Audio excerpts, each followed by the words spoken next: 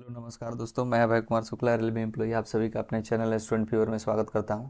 देखिए, आज जो बात किया जाएगा इसमें प्रीवियस वीडियो में बताया भी था कि जो कौन कौन सा डॉक्यूमेंट्स आपको लेकर के वहां डीबी में जाना है, उससे पहले 17 तारीख से आपको कौन सा डॉक्यूमेंट्स को अपलोड करना है साइट से, जो कि प्रीवियस लिंक में आपको बताया था कि कैसे अपलोड करना है 17 तारीख से। तो आप इसमें कौन कौन सा डॉक्यूमेंट लगेगा, मैं उन सभी का लिस्ट बता रहा हूँ, जो कि अभी चेन्नई वेबसाइट पे आपको मिल जाएगा।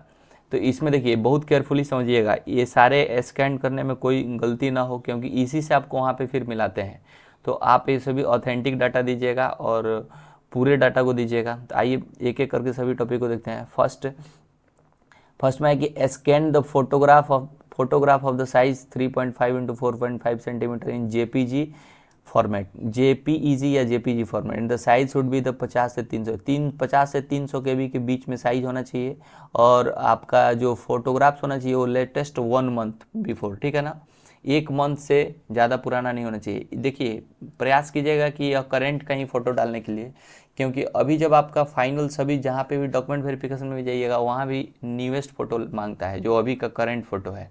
और वहीं आपका आईडी बन के भी आता है। आगे आईडी उडी जब आपका बनेगा या आगे जब जॉब कंटिन्यू कीजिएगा, तो उस समय जो सभी जगह आपका जो डाटा मिलेगा तो उसी फ़ोटो का। तो प्रयास कीजिएगा कि अभी कहीं फ़ोटो डाले, पुराना फ़ोटो इसमें डालना सही नहीं रहता है। दूसरा, scan the documents on a colour scanner as the for the prescribed file size and the image type JPEG, JPG, PDF and the upload in case of documents with one page. The size should be the 50 से 300 KB. Documents with the more than the one page should be uploaded as a single file in the PDF format within the 50 to 500। अगर आपका एक page का documents है, मान लीजिए कोई certificate है जो एक पेज का है, तो उसको आप जेपीईजी या जेपीजी या में डाल सकते हैं, जो कि 50 से 300 केबी के बीच होना चाहिए। अगर आपका फाइल दो पेज के फॉर्मेट में या 3 पेज के फॉर्मेट में है, तो आप उसे एक पीडीएफ के फॉर्मेट में करके और 50 से 500 केबी के बीच में उसको डाल सकते हैं। दूसरा बात यह है।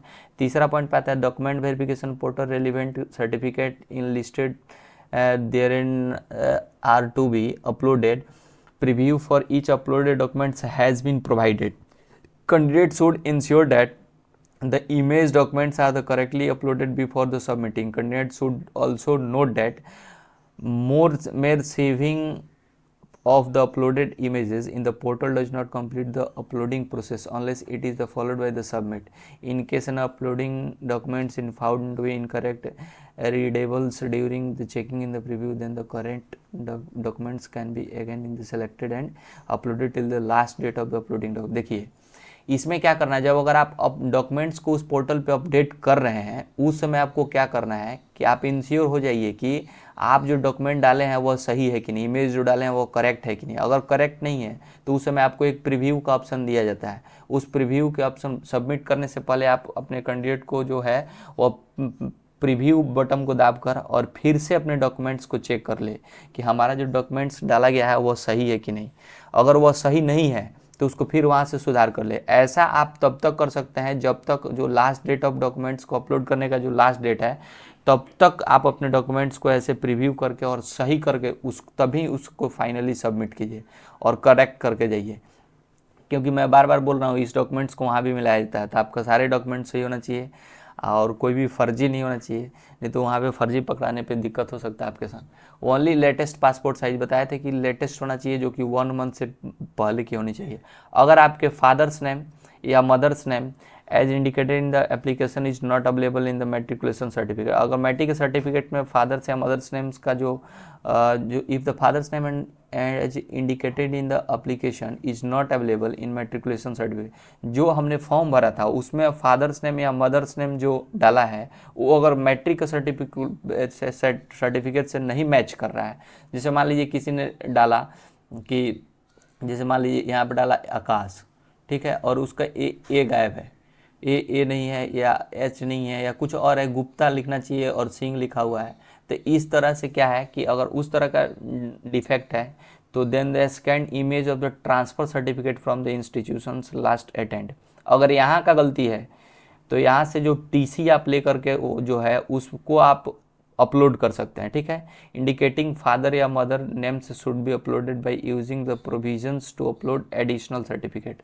उसके बाद में आप कोई फादर या मदर नेम से रिलेटेड कोई दूसरा एडिशनल सर्टिफिकेट भी वहाँ पे अपलोड कर सकते हैं। आगे इसका एक और बताया गया है कि आप स्टाम्प वगैरह से के थ्रू भी एक स्टाम्प पर आप बनवा करके गैजेटेड ऑफिसर से और उसको अपलोड कर सकते हैं। नेक्स्ट पे मिलेगा आपको जल्दी आगे। देखिए certificate of the provisional certificate और प्रोविजनल दोनों में से कोई यह सबसे बड़ा स्टूडेंट के पास यही टेंशन रहता है कि अब तो मेरे पास सर्टिफिकेट नहीं है ग्रेजुएशन का। ऐसा नहीं होता है, अगर आप प्रोविजनल सर्टिफिकेट भी है आपके पास तो कोई दिक्कत नहीं है, ठीक है।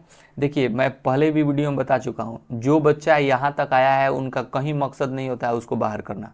कोई ज़बरदस्ती आपको बाहर नहीं कर सकता है। अगर आप पूरी तरह से गलत पाइएगा तभी आपको लोग अलग करता है, नहीं तो आपको हमेशा मौका दिया जाएगा रेलवे की तरफ से या कोई भी जॉब में आपको मौका दिया जाता है, क्योंकि आप बहुत मेहनत करने के बाद यहाँ पहुँचे हैं, तो आपको कोई ऐसे नहीं हटाएगा, ठीक है। तो इस सब में टेंशन नहीं लेना है कि सर्टिफिकेट नहीं है तो नहीं होगा। प्रोविजनल सर्टिफिकेट भी है तो उससे हो सकता है। For the prescribed in educational qualification has to be uploaded in the portal.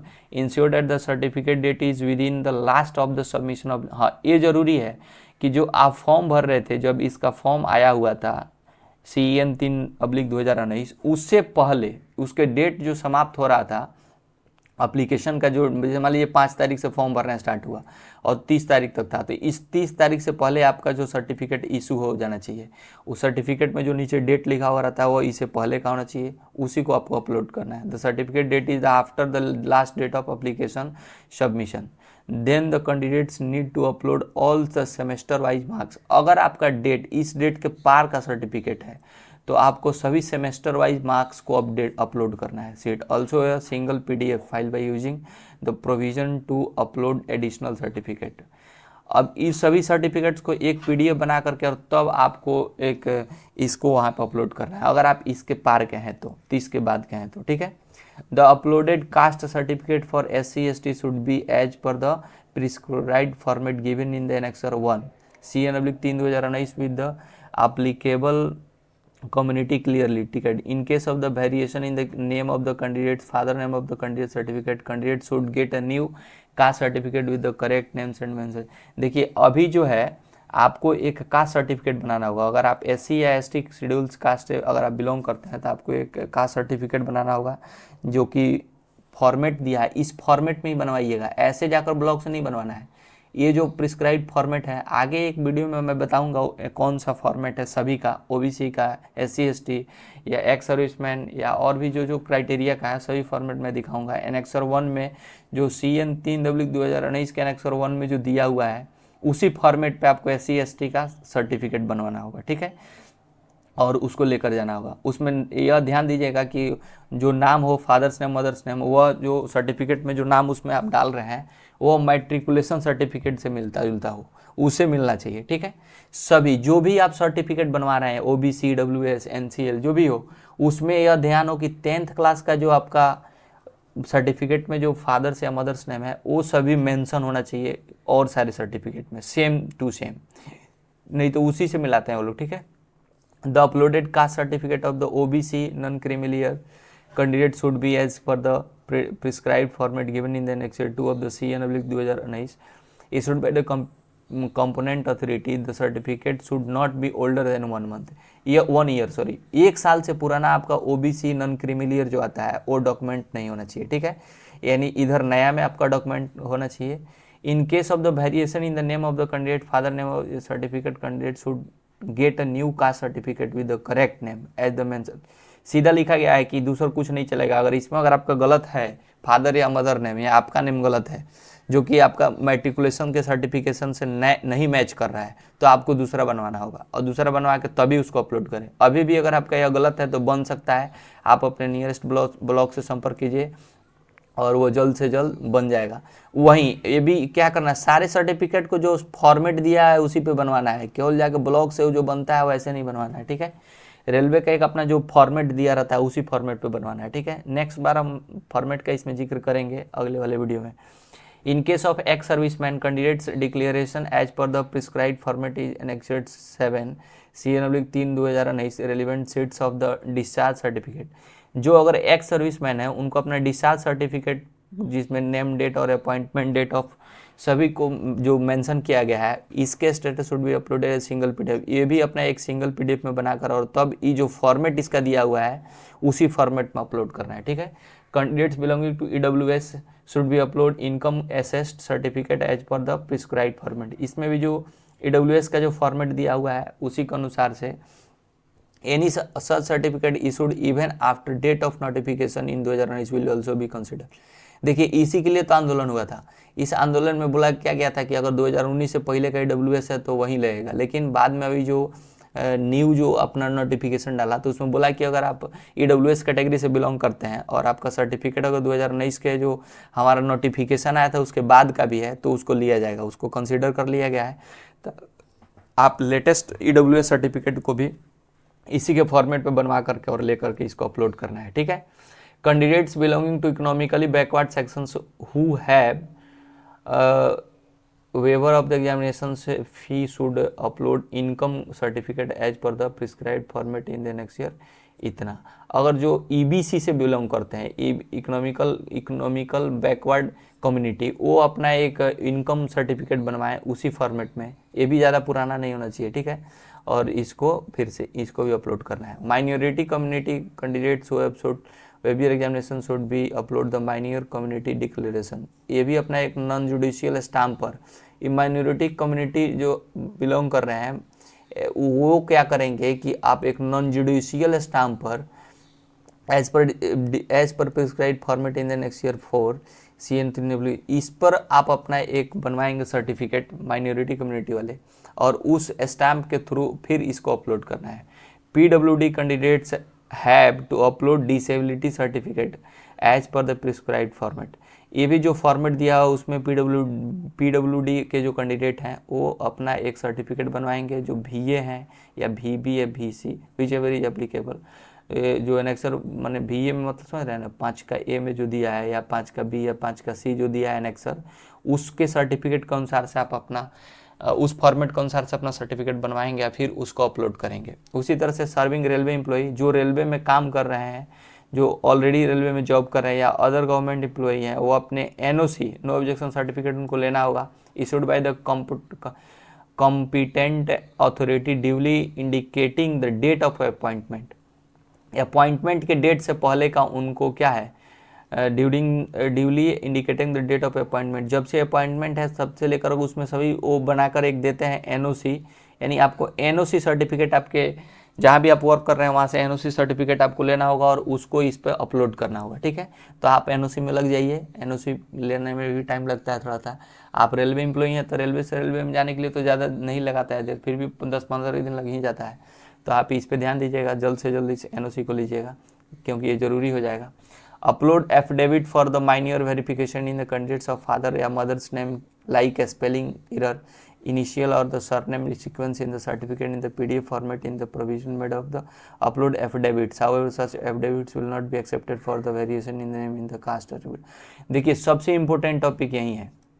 अगर आपके किसी भी सर्टिफिकेट में फादर्स का नाम गलत है, मदर्स का नाम गलत है या कोई स्पेलिंग एरर है, इस टाइप का अगर कोई गलत है या सरनेम गलत है, जैसे बोले थे ना गुप्ता की जगह पे सिंह लगा दिया है या कुछ आकाश में डबल A की जगह पे A लिख दिया है, तो इस तरह का अगर गलती है तो आपको एक एफिडेविट बनवाना होगा। आपके बगल के जो नोटरी पब्लिक है वहाँ से एक एफिडेविट बनवाना होगा और उस एफिडेविट में मेंशन करके डालना होगा। लेकिन यह क्या है, यह तभी वैलिड होगा जब आपका फादर या मदर ने आपके किसी सर्टिफिकेट में गलत हो, न कि आपका कास्ट सर्टिफिकेट में गलत हो। इसके लिए आप एफिडेविट नहीं बनवाइएगा। कास्ट सर्टिफिकेट इसके लिए तो आपको फिर से नया बनवाना होगा कास्ट। तो इसमें अगर गलत हो तो नहीं चलेगा। जैसे इंटर में गलत हो या ग्रेजुएशन में गलत है, EWS में गलत कर दिया है, इस तरह का अगर है तो एक एफिडेविट आप बनवा सकते हैं और उसको डाल सकते हैं। लेकिन कास्ट सर्टिफिकेट में गलत है तो ये नहीं चलेगा, ये इसको टोटली गलत माना जाएगा, ठीक है।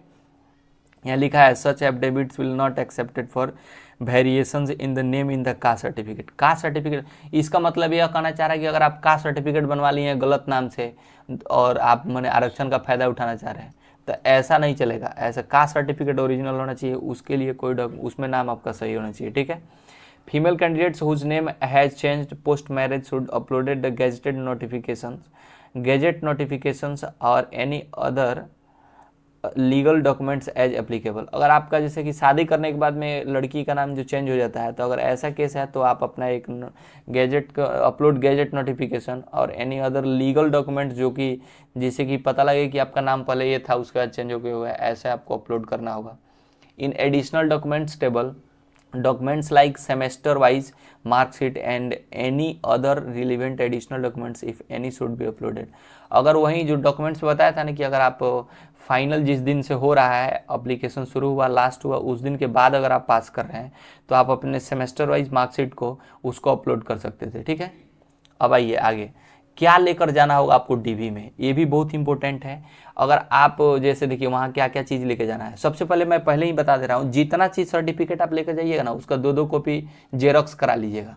प्रयास कीजिएगा 3-3 कॉपी करा लेने के लिए, वहाँ पे जाने के बड़ा हड़बड़ी हो जाता है। लेकिन पहले ही आप 2-2 कॉपी सभी का जेरॉक्स करा लीजिएगा और सभी को नीचे सेल्फ अटेस्टेड मार दीजिएगा। ऐसे जैसे मान लीजिए ये हो गया आपका पूरा इस तरह फॉर्मेट में हो गया सर्टिफिकेट, यहाँ मार दीजिएगा अभय कुमार शुक्ला, ठीक है, और सेल्फ अटेस्टेड लिख दीजिएगा, डेट लिख दीजिएगा। ठीक है, वहीं पे करता है, जैसे वहीं पे कराता है, लेकिन आप ये सभी लेके जाइएगा वहाँ पे सेल्फ अटेस्टेड कराएगा आपसे, तो वहीं पे भरिएगा, ज़्यादा वहीं पे बढ़िया रहेगा। अन्यथा आएगा 17 तारीख को जो आप सभी का जो आएगा शुरू में आएगा 17 तारीख को आपका जो कॉल लेटर, उसमें भी एक बात बताया हुआ रहेगा। Matriculation high school examination certificate और इक्विवेलेंट सर्टिफिकेट, मैंने सर्टिफिकेट होना चाहिए या प्रोविजनल सर्टिफिकेट होना चाहिए। Proof of for date of birth, जिसमें date of birth and matriculation qualification होना चाहिए, उस सर्टिफिकेट को लेके जाना चाहिए। The candidate's name and their father's mother's name mentioned in the application will also be the verified with the reference to the names mentioned in their certificate. जो भी certificate आप ले जा रहे हैं उसमें वही नाम होना चाहिए जो आप एप्लीकेशन में दिए हैं। ये नहीं कि एप्लीकेशन में कुछ और है इसमें नाम चाहिए, इसको अभी ही आप सुधरवा लीजिए अगर गलत हो तो।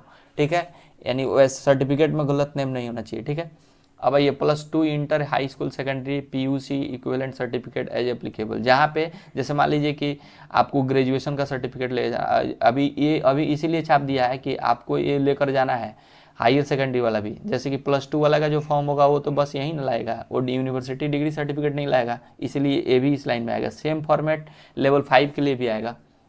और यूनिवर्सिटी डिग्री और इट्स इक्विवेलेंट, यूनिवर्सिटी का सर्टिफिकेट ले जाना होगा। जिनके पास अगर प्रोविजनल नहीं है, ओरिजिनल नहीं है, तो उनको प्रोविजनल चाहिए, वो प्रोविजनली ले कर जा सकते हैं प्रोविजनल सर्टिफिकेट को। SC/ST certification in the format as per annexure 1, annexure 1 में जो सर्टिफिकेट का फॉर्मेट है उसे SC और ST का सर्टिफिकेट चाहिए। OBC NCL सर्टिफिकेट पर एनेक्सर 2, OBC का जो NCL सर्टिफिकेट है नॉट ओल्डर देन 1 ईयर, 1 साल से पुराना आपका सर्टिफिकेट नहीं होना चाहिए जो OBC NCL है। और from the date of DB, जब जिस दिन आपका DB का डेट दे रहा है उससे 1 साल पुराना नहीं होना चाहिए। Declaration as per the annexure 2A, non creamy layer declaration by the OBC NCL candidates as per. अब देखिए NOB जो आपका NCL है, OBC NCL, ये सब को भी लेके जाना है, सब ओरिजिनल फॉर्मेट में लेकर जाना है। Income and asset certificate, income certificate produce by the economically weaker section as per annexure 3। और जो भी सर्टिफिकेट आप अपलोड किए हैं उस सभी को ओरिजिनल फॉर्मेट में लेकर जाना है। इनकम एसेट सर्टिफिकेट जो इकोनॉमिकली वीकर सेक्शन से हैं, EWS हैं, उसका चाहिए। Income certificate for the waiving examinations fee for the economically backward classes as per annexure. अगर EBC कैटेगरी से आप हैं तो आपको आपका इनकम सर्टिफिकेट को लेकर जाना होगा, जो EBC का जो बनता है एनेक्सर 3A के अनुसार में जो जिक्र किया हुआ है उसको। माइनॉरिटी कम्युनिटी के डिक्लेरेशन और जुडिशियल स्टाम्प पेपर पर लेकर जाना है जो एनेक्सर 4 में दिया गया है। उसी तरह से original discharge certificate, ex serviceman का जो डिस्चार्ज सर्टिफिकेट है उसका भी आप ओरिजिनल फॉर्मेट को लेकर जाइएगा। और देखिए medical certificate for the persons with the benchmark disability, जो PWD कैंडिडेट्स हैं उनका जैसा भी, अगर आप एनेक्सर A में VA में है, VB में मैंने 5K, 5KB या 5KC में जो दिया गया है उसके अनुसार से जो भी आपका बेंचमार्क है डिसेबिलिटी उसको आपको बताना है, उसका सर्टिफिकेट को लेकर जाना है। ठीक है, self declaration of the ex serviceman as applicable, आपका एक सेल्फ डिक्लेरेशन फॉर्म ले जाना होगा। बहुत सारे बच्चे इसमें कंफ्यूज हैं कि सेल्फ डिक्लेरेशन क्या करते हैं, इसको आपको अपने से भरना है। सेल्फ डिक्लेरेशन है आप अपने से नाम सब उसमें भरना रहता है, जो कि आपको दिया होगा एनेक्सर 7 में, और उसको लेकर के जाना है। NOC for the serving employees with date of appointment from the current employer. ठीक है, NOC जो है उस जो वैसे बंदा जो कि कहीं जॉब कर रहा है तो उसको अपने उस डिपार्टमेंट से एनओसी लेटर लेकर जाना होगा। पहले उसको अपलोड किया और फिर उस ओरिजिनल फॉर्मेट को लेकर के वहाँ जाना है। NOC from the serving defence personnel with the probable date of discharge. और जो डिफेंस में काम कर रहा है, एक्स सर्विसमैन है तो कर चुका है, उनको भी अपना एक डिस्चार्ज पेपर लेकर जाना होगा, जो कि date of discharge with the probable date of discharge के बाद से जो एनओसी लिए थे वो उनको दिखाना है। गेजेटेड नोटिफिकेशन एंड और any legal documents in the case of the formal change of the name as mention in the para 1.7। अब गेजेट नोटिफिकेशन एंड और any legal documents in the case of the formal change. अब ये जो है पारा 1.7 में आपको इसको पढ़िएगा, जो कि गेजेट नोटिफिकेशन एंड इसमें जो भी लीगल डॉक्यूमेंट्स जो कि चेंज हुआ है, formal change name as mention. अगर आप अपने नाम में कोई चेंज किए हैं तो उसका भी आपको लेकर जाना होगा, कोई सर्टिफिकेट जो बनवाए होंगे, चेंज कराए होंगे तो उसको लेकर जाना है। Received of the payment if the made through the challan SBI pay in slip at computerize post office. अगर कहीं पैसा देने का जरूरत पड़ता है तो आपको SBI के ब्रांच से चालान के थ्रू देना होगा, नहीं तो जो पोस्ट ऑफिस के थ्रू जो अभी कंप्यूटराइज जो बिल जो देगा पे स्लिप, उसको लेकर के जाना है। Self certification by the transgender candidates. एगो सेल्फ सर्टिफिकेट होना चाहिए ट्रांसजेंडर जो है उनको, और इसको भी लेकर के जाना है। जम्मू कश्मीर में अक्सर अगर आप बिलोंग कर रहे हैं तो वहाँ का जो डोमिसाइल सर्टिफिकेट अगर एप्लीकेबल है तो उसको लेके जाना है। Certificate of the eligibility has been issued by the government of India as per para 4(1)(f। और ये जो भी आप ले जा रहे हैं सर्टिफिकेट, वो कि आपको गवर्नमेंट ऑफ इंडिया के द्वारा क्या हो रहा एलिजिबल हो। सर्टिफिकेट ऑफ एलिजिबिलिटी जो है वह सेंट्रल गवर्नमेंट के द्वारा एलिजिबल हो, जो पारा 4.1 में मेंशन किया गया है। इसका कोई उतना खासियत ही नहीं है। डिक्री ऑफ द डाइवोर्स, अगर आप शादी में डाइवोर्स अगर किए हैं तो उसका भी एक सर्टिफिकेट चाहिए, उसको भी दिखाना होगा। Death certificate in case of the widow and the affidavit stating that the candidates has not remarried.